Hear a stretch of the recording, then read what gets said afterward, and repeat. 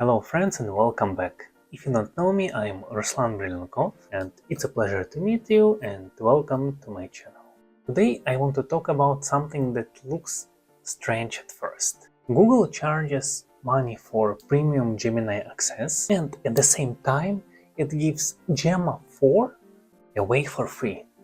What is going on here? I have been really pondering about this for a while, and this is really not a contradiction, but it is a long-term strategy.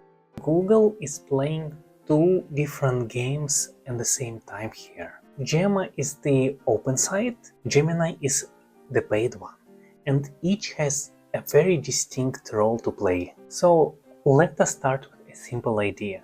Why Gemma is free in the first place? Because Google wants it to be everywhere. Laptops, local servers, private company machines, Android devices, inside startups, inside research labs, and so forth. And a paid API cannot reach those places. But a free downloadable model can. First reason is reach. If more people use Gemma, more people will build with Google's technology. And once developers build around Google's tools, some of them eventually will buy paid Google products, be it maybe Google Cloud, maybe Google's Cloud tools, maybe premium Gemini tools. So yes, the model is free on its own, but that relationship really valuable, and this is the reason number one. Reason number two is competition. If Google did not release this open model, many AI users and developers would switch to some other open models, be it the use of Kimi or DeepSeek. And once people build their workflows there, it becomes much harder for Google to win them back. So in my view, Gemma 4 is Google's way of protecting their position and retaining these customers. Google is saying something very simple. If you want open models, don't leave Google out of the game. So stay in our world too. And that matters a lot. Why it matters? Because AI is not only about who has the best chatbot, but it's also about who becomes the default choice for developers. And developers really matter because tools, they build demos, they start companies. If developers like your model, your whole world grows almost by itself. And this is a very big deal. Third reason is practical. Many people want to use AI, but they do not want everything to go through the paid API calls. It's privacy. It can be about control, about working offline, about cost efficiency. It could be something about company policies of not sharing their proprietary and private data. Gemma really helps with that. You can customize it. You can really test ideas without paying per API costs. And on top of that, the GitHub license matters a lot in this case. Clear Apache 2.0 license make companies and developers much more comfortable, and it is really clear what you can do and you cannot do with such software. That removes a lot of fear. There is also Android angle here.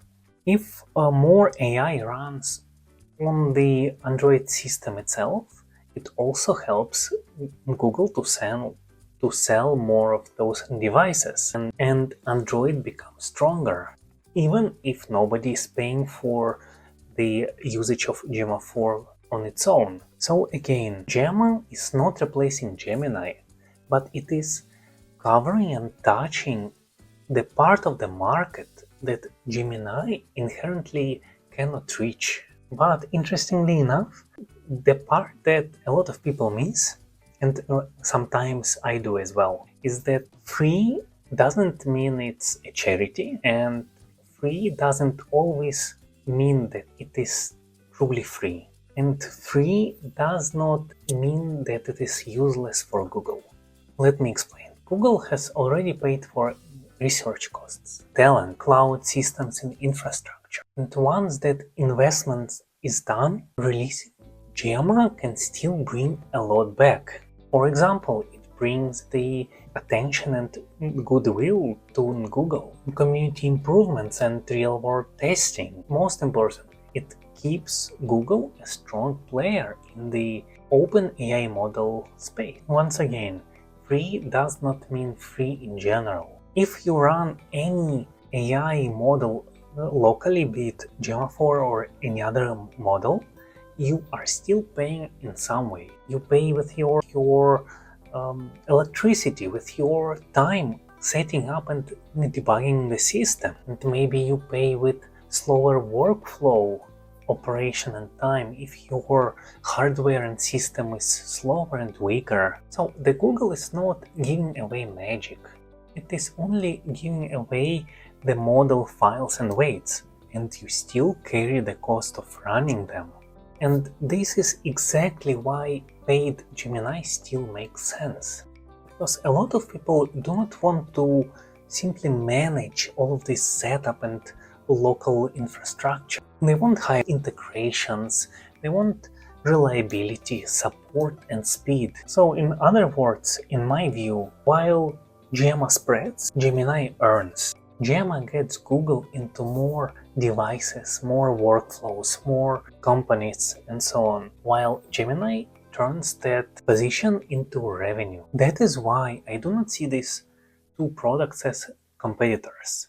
It's more like a funnel. The top layer, the free layer, gets people in, and the paid layer captures the users who want and need more power, less friction, smoother integrations, and all of the services that Google can run for them. And honestly, I think that Google made a really smart, really very smart, calculated, long-term strategic move. Because if Google would keep everything paid and closed, it would inevitably lose any position in the open AI space. But also if Google would give everything away for free and never monetize, it would also not make any sense, right? So it does both, and in my opinion, this is the whole story. Gemma 4 is free because it helps Google win reach, attention and long-term growth. And Gemini is paid because that is where Google packages the better hosted experience. So the short answer is this: Google is not being generous for no reason. They are investing in reach, and if enough people and developers build with Gemma today, some of them inevitably will pay for Google's services tomorrow. Let me know what you think in the comments below, and subscribe to my channel to help me out. Thank you for your time and have a good one.